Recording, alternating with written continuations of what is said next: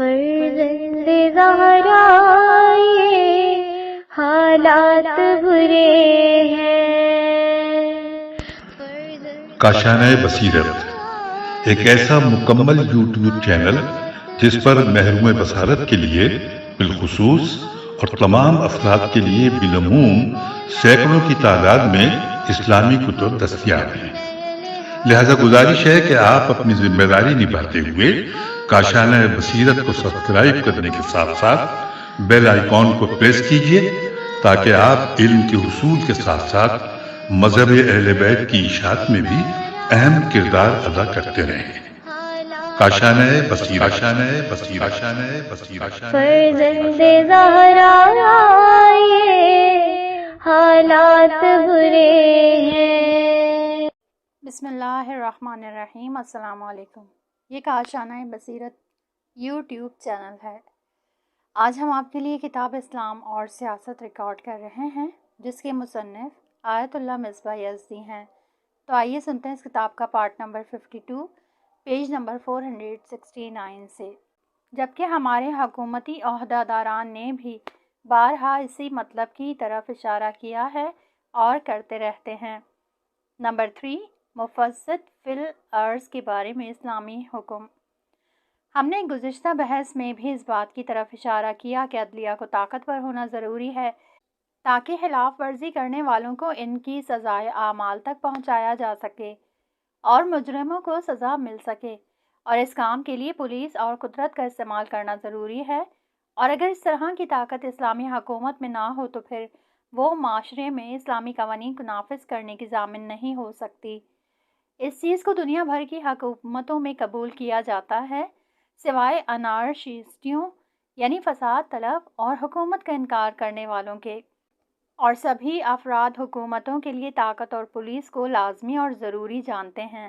لہٰذا اسلامی حکومت کے لیے امن و امان قائم کرنے، معاشرے میں نظم و ضبط برقرار رکھنے، الہی احکام اور حدود نیز اسلام کے سزائی قوانین کو نافذ کرنے کے لیے قدرت اور طاقت کا استعمال ضروری ہے۔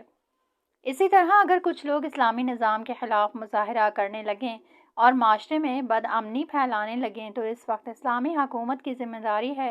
کہ وہ اپنی قدرت اور پولیس کے ذریعے ان کو اپنی جگہ بٹھا دے۔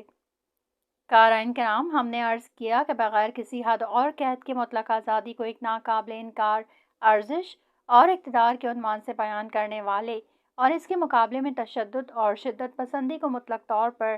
ضد اقتدار قلم بند کرنے والے افراد کہتے ہیں۔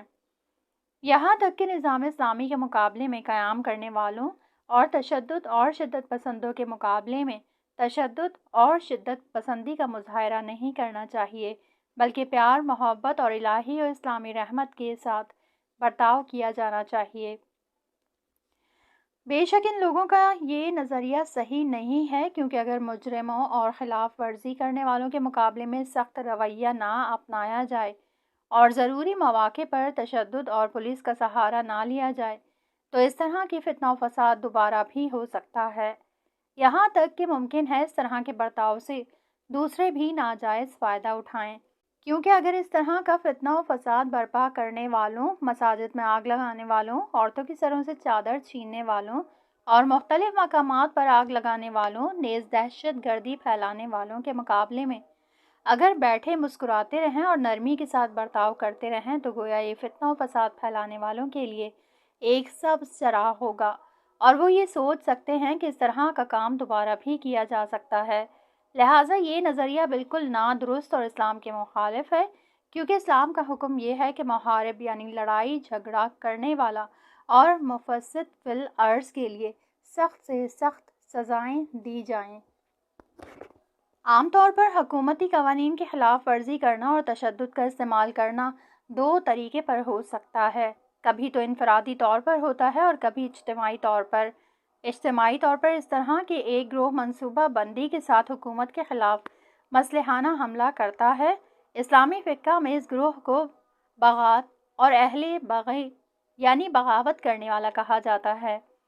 اسلامی جہاد کی ایک قسم اسی طرح کے لوگوں سے جہاد کرنا ہے۔ اگر کچھ لوگ کسی گروہ کے تحت اسلامی حکومت کے خلاف مسلحانہ قیام کریں تو ان سے جنگ کرنا ضروری ہے، یہاں تک کہ اسلامی حکومت کے سامنے تسلیم ہو جائیں اور ان سے کسی طرح کی کوئی سازش نہیں کرنا چاہیے۔ لیکن کبھی حکومت کے خلاف اس طرح کا قیام کسی خاص گروہ کے تحت نہیں ہوتا، بلکہ ایک یا دو آدمی مسلحانہ حملوں کے ذریعے معاشرے میں بدامنی پھیلاتے ہیں اور عوام الناس کی جان و مال اور ناموس پر حملہ آور ہوتے ہیں اور دہشت گردی پھیلاتے ہیں۔ شریعت اسلام میں ایسے افراد کو محارب کہا گیا ہے۔ ایسے افراد کے مقابلے میں لشکر کشی کی ضرورت نہیں ہوتی، بلکہ ان لوگوں کو اسلامی عدالت کے حوالے کیا جاتا ہے تاکہ قاضی شرع ان کے بارے میں فیصلہ کرے، اور قاضی شرع بھی محارب اور مفسد فی الارض کے سلسلے میں 4 احکام میں سے کوئی ایک حکم لگا سکتا ہے، اور وہ 4 حکم درج ذیل ہیں۔ نمبر 1 پھانسی دینا، نمبر 2 تلوار یا بندوق کے ذریعے موت کی گھاٹ اتار دینا، نمبر 3 مختلف سمت سے ہاتھ پیر کاٹ دینا، یعنی دہانہ ہاتھ اور بایاں پیر یا بایاں ہاتھ اور دہانہ پیر، نمبر 4 اسلامی ملک سے نکال دینا۔ چنانچہ اس سلسلے میں قرآن مجید میں ارشاد ہوتا ہے، ترجمہ: بس خدا اور رسول سے جنگ کرنے والے اور زمین میں فساد کرنے والوں کی سزا یہ ہے کہ انہیں قتل کر دیا جائے یا سولی پر چڑھا دیا جائے، یا ان کے ہاتھ پیر مختلف سمت سے قطع کر دیے جائیں، یا انہیں ارض وطن سے نکال باہر کیا جائے، یا ان کے لیے دنیا میں رسوائی ہے اور ان کے لیے آخرت میں عذاب عظیم ہے۔ سورہ مائدہ آیت نمبر 33۔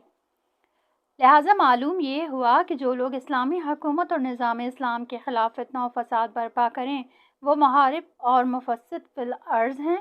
اور ان کو اسلام کے مطابق سزا دی جائے۔ کسی بھی صورت میں اسلامی سزا اٹھائی نہیں گئی ہے۔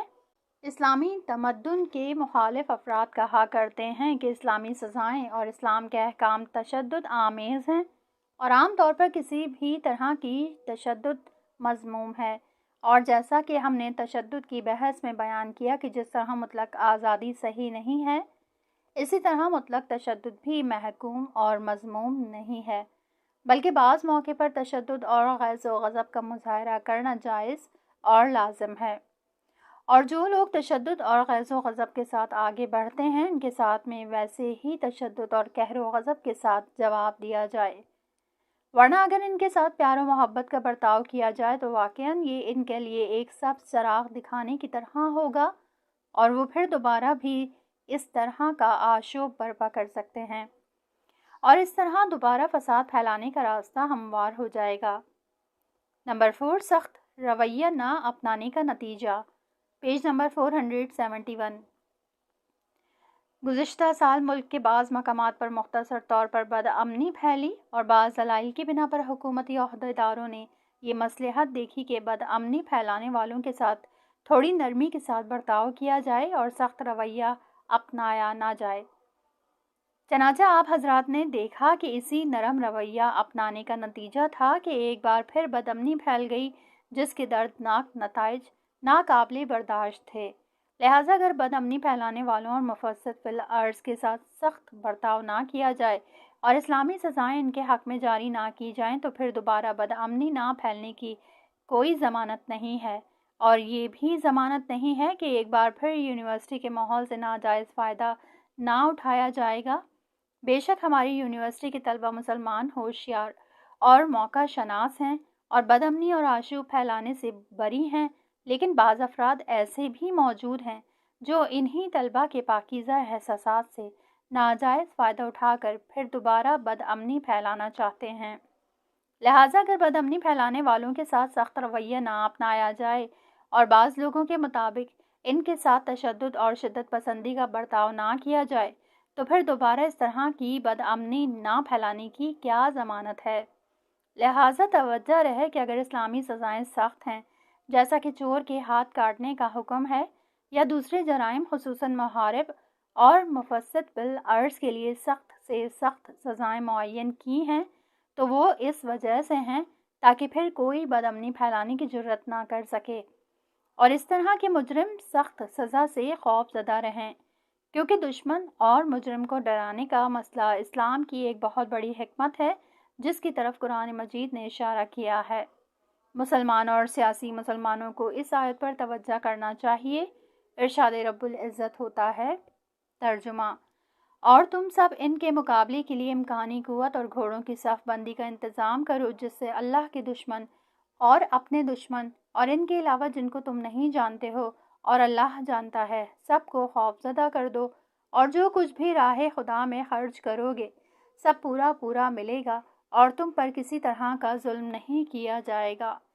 سورہ انفال آیت نمبر 60۔ جن مواقع پر عوام الناس کی طرف سے تشدد جائز ہے وہ اس وقت ہے جب عوام الناس کو یہ احساس ہو جائے کہ اسلامی عہدیداران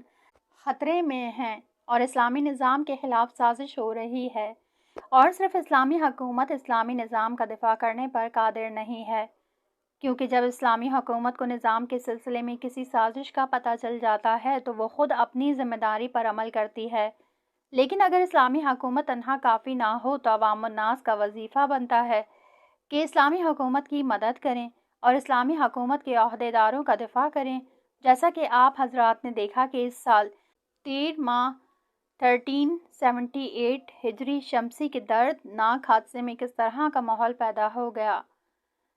اس وقت واقعاً اسلامی نظام خطرے میں تھا۔ اس وقت حکومتی قدرت اس فساد کی آگ کو بجھانے کے لیے کافی نہ تھی، لہٰذا عوام الناس اور بسیجی عوامی رضاکار فوج اس آگ کو بجھانے کے لیے آگے بڑھے اور اس کو خاموش کر دیا، جیسا کہ بعض حکومتی عہدیداروں نے بھی اس بات کی وضاحت کی کہ اس شعلے ور آگ کو ہمارے بسیجیوں نے بجھا دیا۔ لہٰذا اگر اسلامی نظام کے خلاف کوئی سازش ہو جبکہ بعض لوگ اس سازش سے بے خبر رہتے ہیں اور ہم واضح اور قطعی طور پر اس سازش کا احساس کر لیں اور اس سازش کو ختم کرنے کے لیے تشدد کے علاوہ کوئی دوسرا راستہ نہ ہو تو اس صورت میں تشدد اور شدت پسندی کا اظہار کرنا واجب اور ضروری ہے، جیسا کہ حضرت امام خمینی رحمۃ اللہ علیہ نے فرمایا کہ اس موقع پر تقیہ کرنا حرام ہے اور قیام کرنا چاہیے، ہرچہ بادہ باد، یعنی چاہے کچھ بھی ہو۔ جس وقت خود اسلام خطرے میں ہو اس موقع پر کسی طرح کا کوئی تقیہ جائز نہیں ہے اور اسلام کے دفاع کے لیے اٹھ کھڑا ہونا چاہیے، یہاں تک کہ اگر ہزاروں لوگ بھی قتل ہو جائیں، اگرچہ دوسرے افراد کسی وجہ سے اس خطرے کی طرف متوجہ نہ ہوں یا اس کام میں مصلحت نہ سمجھتے ہوں، لیکن جب یقینی دلائل کے ساتھ واضح ہو جائے کہ واقعاً اسلامی نظام اور اسلامی عہدیداروں کے لیے خطرہ ہے تو پھر عوام الناس کو ان کا دفاع کرنا واجب ہے، لہٰذا یہاں پر تشدد اور غیظ و غضب کا ظاہر کرنا واجب ہے۔ ہماری باتوں کا مطلب یہ نہیں ہے کہ ہر موقع پر تشدد سے کام لیا جائے، ہم تشدد کے طرفدار نہیں ہیں، بلکہ ہمارا اعتقاد تو یہ ہے کہ پیار و محبت اور مہربانی اصل ہے اور صرف ضروری مواقع پر تشدد سے کام لیا جائے۔ ہماری عرض تو اتنی ہے کہ جب اسلامی حکومت موجود ہو تو پھر حکومتی متعلق اداروں اور عدلیہ کے فیصلے کے مطابق کام ہو، لیکن اگر کوئی مسئلہ حکومت کے ہاتھوں سے نکل جائے اور اسلام اور اسلامی نظام کی حفاظت کے لیے تشدد کے علاوہ کوئی دوسرا راستہ نہ بچے تو اس وقت تشدد کا مظاہرہ کرنا واجب ہے۔ نمبر 5، تشدد کی بحث کے مقابلے میں غیر ذمہ دارانہ رویہ، پیج نمبر 473۔ گزشتہ جلسے میں تشدد کے سلسلے میں مطالب بیان کرنے کے بعد بعض مغرب پرست اخباروں نے ہمارے اوپر اعتراضات کیے اور بہت سے مقالات اخباروں میں چھپے۔ حقیر اس سلسلے میں ان تمام افراد کا شکر گزار ہے جنہوں نے ہماری موافقت یا مخالفت میں گفتگو کی یا مقالہ لکھا، کیونکہ ہمارا تو یہ نظریہ ہے کہ اخباروں میں اس طرح کی باتوں پر نقد و تنقید کوئی نقصان دہ نہیں ہوتی، بلکہ اس طرح سے بات بالکل صاف ہو جاتی ہے تاکہ عوام الناس اپنے عقائد کو راسخ تر کر لیں اور اپنے وظیفے کو بہتر طور پر سمجھ لیں۔ لیکن شرط یہ ہے کہ ایک طرف کی بات سن کر فیصلہ نہ کیا جائے اور دونوں طرف کی مکمل باتوں کو پیش کیا جائے۔ لیکن افسوس کے ساتھ عرض کیا جاتا ہے کہ بعض لوگوں نے ہماری باتوں کو کاٹ چھانٹ کر بعض عہدیداروں تک پہنچائی، جن کی وجہ سے وہ پریشان ہو گئے اور جلد بازی میں ہمارے خلاف فیصلہ کرنے لگے۔ ہمیں دوسروں سے یہ امید نہیں ہے کہ وہ ہماری باتوں کی تائید کریں، اسی طرح ان سے کسی طرح کا کوئی خوف بھی نہیں ہے۔ ہم اپنی شرعی اور الہی ذمہ داری پر عمل کرتے ہیں، اگر کسی کو اچھا لگے تو بہتر، ورنہ ہم نے اپنی ذمہ داری پر عمل کر دیا ہے اور خدا پر بھروسہ کیا ہے۔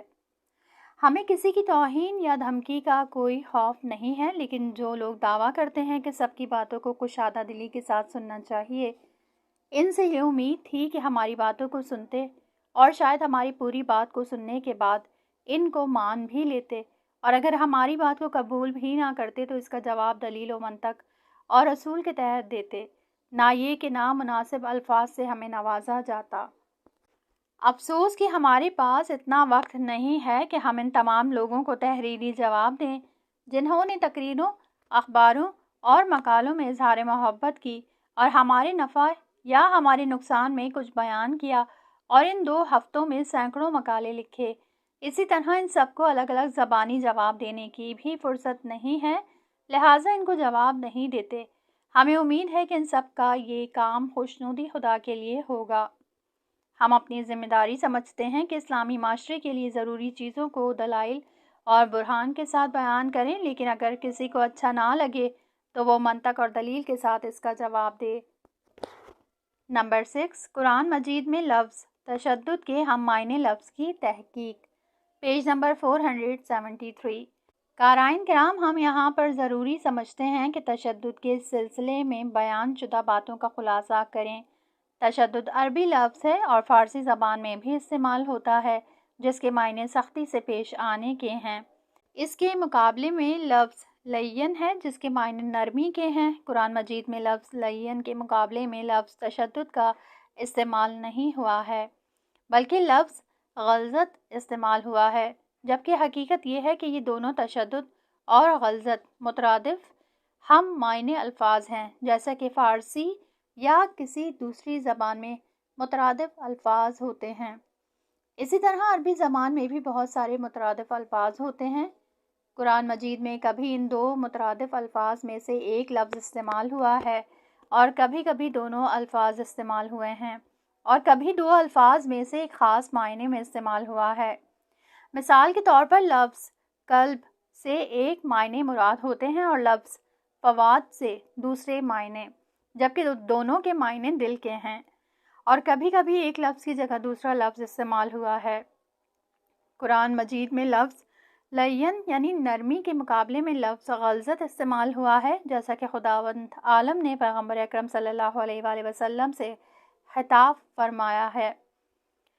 ترجمہ: پیغمبر، یہ اللہ کی مہربانی ہے کہ تم ان لوگوں کے لیے نرم رہو، ورنہ اگر تم بد مزاج اور سخت دل ہوتے تو یہ لوگ تمہارے پاس سے بھاگ کھڑے ہوتے۔ سورہ آل عمران آیت نمبر 159۔ فارسی میں لفظ غلظت سختی کے معنی میں استعمال نہیں ہوتا، بلکہ ہماری زبان میں اس لفظ کو بھنے والی چیزوں میں استعمال کیا جاتا ہے۔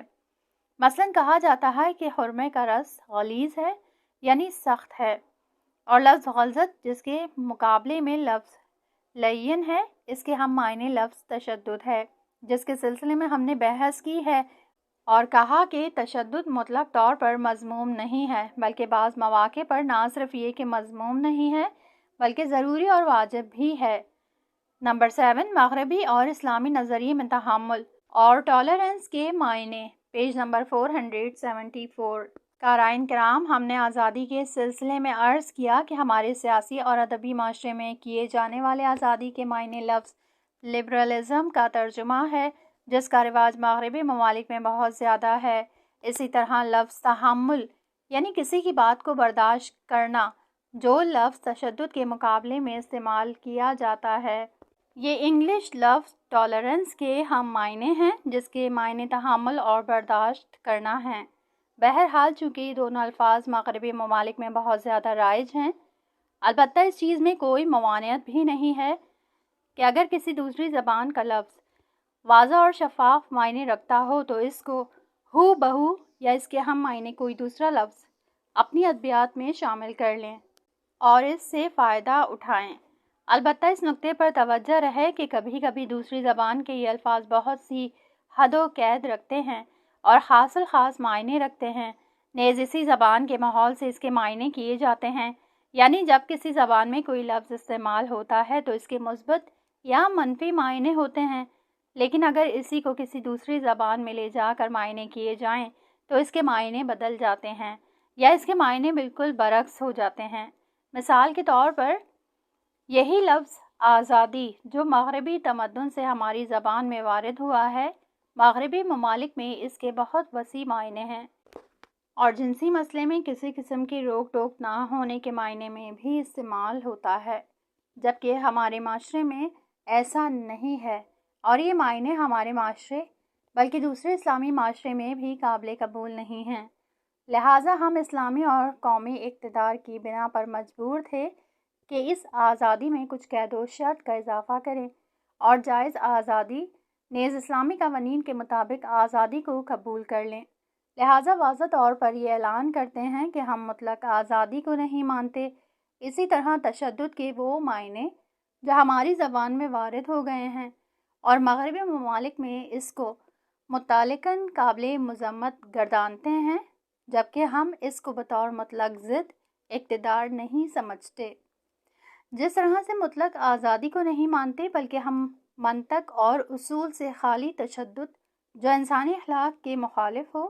اس کو مذموم مانتے ہیں، اور ہمارا عقیدہ یہ ہے کہ بعض مواقع پر تشدد عقل کا تقاضا اور معاشرے کے منافع کو پورا کرنے والی ہے، لہٰذا اس وقت اس میں کوئی نقصان بھی نہیں ہے۔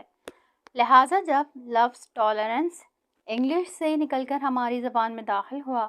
تو اس کو مطلق طور پر قبول کرنے سے پہلے اس کے صحیح معنی پر توجہ کریں اور یہ دیکھیں کہ مغربی ممالک میں اس کے کیا کیا مثبت یا منفی پہلو ہیں اور اس کے پشت پردہ کیا راز پوشیدہ ہیں اور کس مقصد کے تحت ہماری سیاسی ادبیات میں داخل ہوا ہے۔ نیز یہ دیکھیں کہ اس کے منتقل ہونے کے بعد اس کے معنی میں کیا کچھ تبدیلی پیدا ہوئی ہے یا نہیں۔ لفظ ٹالرنس کا مفہوم مغربی ماڈرن تمدن کا ایک تحفہ ہے جو رنسانس کے زمانے بعد سے آہستہ آہستہ رائج ہوتا چلا گیا ہے اور آج کل مغربی ممالک میں بے دینی تمدن کی ایک واضح پہچان ہے۔ توجہ رہے کہ ہم نے اس سے پہلے بھی عرض کیا ہے کہ جب ہم مغربی تمدن کا نام لیتے ہیں تو اس سے مراد ان ممالک میں رہنے والے تمام لوگوں کا تمدن نہیں ہے، کیونکہ وہاں پر بہت سے دیندار مسلمان بھی موجود ہیں، بلکہ ہماری مراد مغربی ممالک میں حکمراں تمدن سے ہے، جس کے مخالف بھی خود انہی ممالک میں بہت زیادہ پائے جاتے ہیں۔ اس لفظ ٹالرنس کی تحقیق کے سلسلے میں مزید عرض کرتے ہیں۔ اولاً مغربی ممالک میں حکمراں تمدن میں تمام اقتدار، چاہے وہ بااخلاقی اقتدار ہوں یا اجتماعی اقتدار یا حقوقی اور سیاسی اعتباری امور ہیں، اور ان کی کوئی عقلائی اور واقعی حقیقت نہیں ہے۔ دوسرے الفاظ میں یوں سمجھ لیجئے کہ اقتدار کا تعلق عوام الناس کی مرضی اور ان کے سلیقے پر ہوتا ہے، کیونکہ کسی چیز پر اعتقاد رکھنا سب کے لیے اور سب جگہ پر اقتدار نہیں کہلاتا، بلکہ مغربی ممالک کی نظر میں اقتدار اس وقت اقتدار ہے جب معاشرہ اس کو قبول کرے، لیکن اگر ایک زمانے میں عوام الناس کا سلیقہ بدل جائے تو یہی اقتدار ضد اقتدار میں بدل جائے گا۔ ثانیاً یہ لوگ اسلامی اعتقاد کو اسی اعتباری اقتدار کے ہم پلہ قرار دیتے ہیں اور انسان کو یہ اختیار دیتے ہیں کہ چاہے وہ ان کو قبول کرے یا ترک کر دے، گویا دینی عقائد کو بھی ایک سلیقے کی طرح قرار دیتے ہیں۔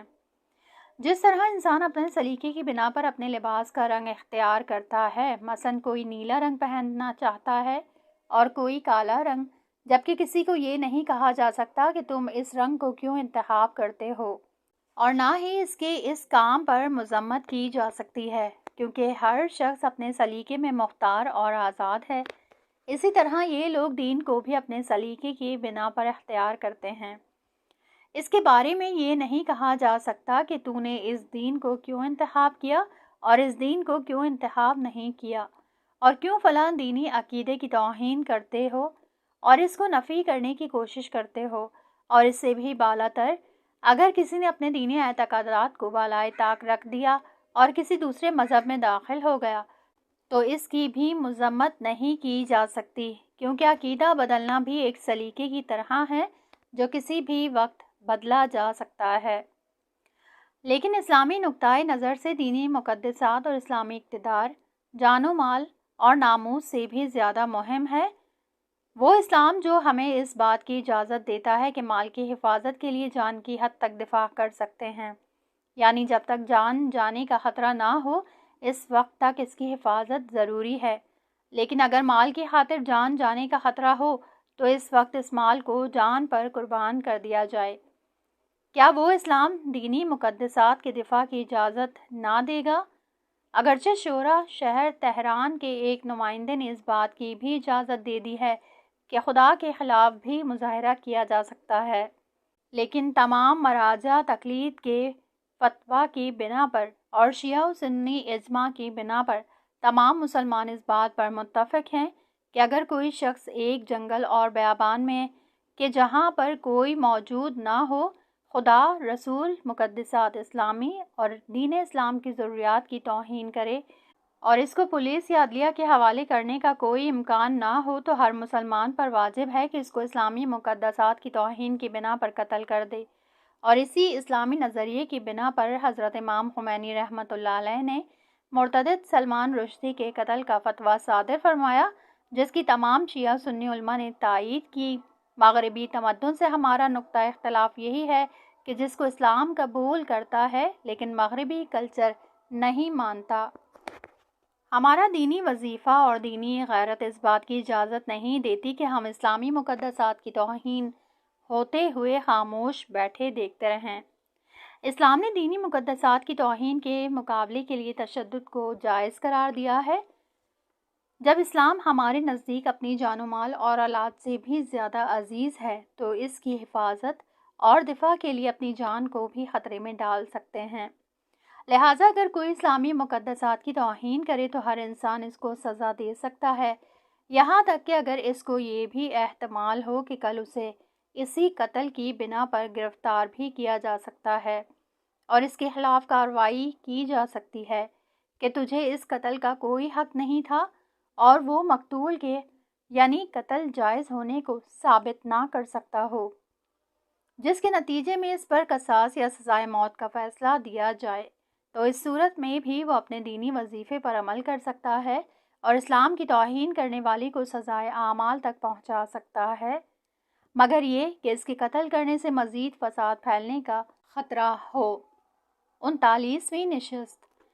Page number 477۔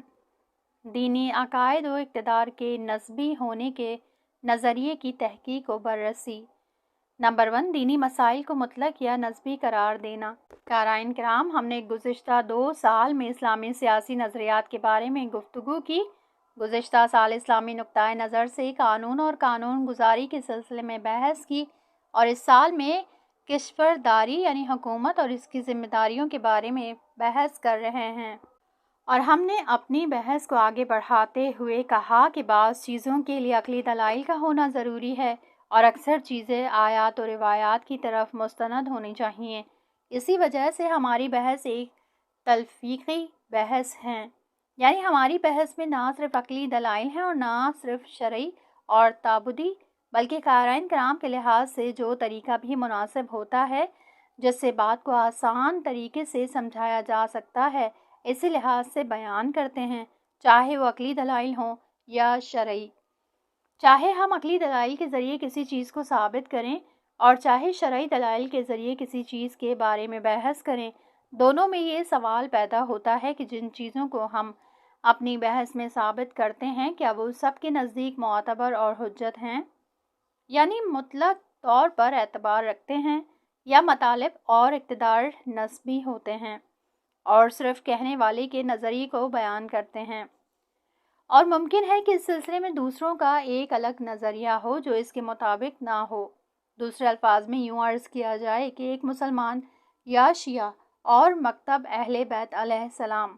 کا تابع شخص ہمارے دلائل کے ساتھ بیان پیش کردہ مطالب کو قبول کرتے ہیں اور ان کو مطلق طور پر مانتے ہیں یا نہیں،